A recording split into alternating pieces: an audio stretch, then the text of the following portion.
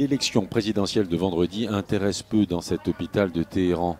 Pendant la campagne, l'ayatollah Ali Khamenei a ordonné aux candidats de ne parler que d'économie, de rien d'autre. Et pourtant, la crainte d'une quatrième vague de Covid est la principale préoccupation de ces médecins.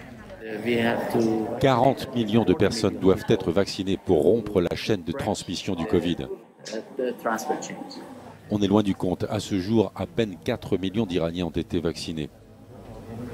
Depuis 15 mois, ce service reçoit près de 80 patients par jour et les médecins n'ont pas le temps de s'intéresser aux 4 candidats en lice pour remplacer Hassan Rouhani. Beaucoup de ceux qui travaillent dans cet hôpital ont même oublié à quand remonte la date de leur dernier congé. C'est le cas de ce médecin. Comme ailleurs dans le monde, le personnel médical est épuisé. Les sanctions donnent aux médecins iraniens l'impression d'être abandonnés face à la pandémie et c'est à leurs yeux l'échec de la politique d'ouverture du président Rouhani.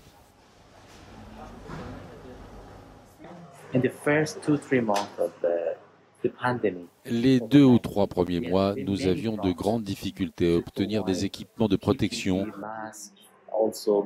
des masques, des médicaments pour les patients et de l'équipement spécialisé comme des ventilateurs. Personne ne nous vendait rien faute de transactions financières possibles.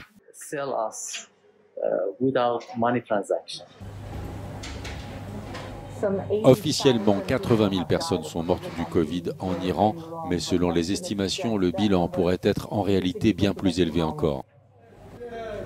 Le personnel médical n'a pas été épargné par l'épidémie. Tous ceux qui travaillent dans cet hôpital disent avoir contracté la maladie.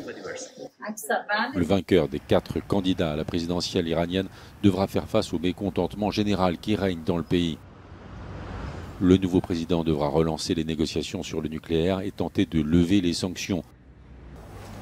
Après la crise économique et les vagues de contestation de 2018 et 2019, la crise sanitaire laisse un système de santé à bout de souffle.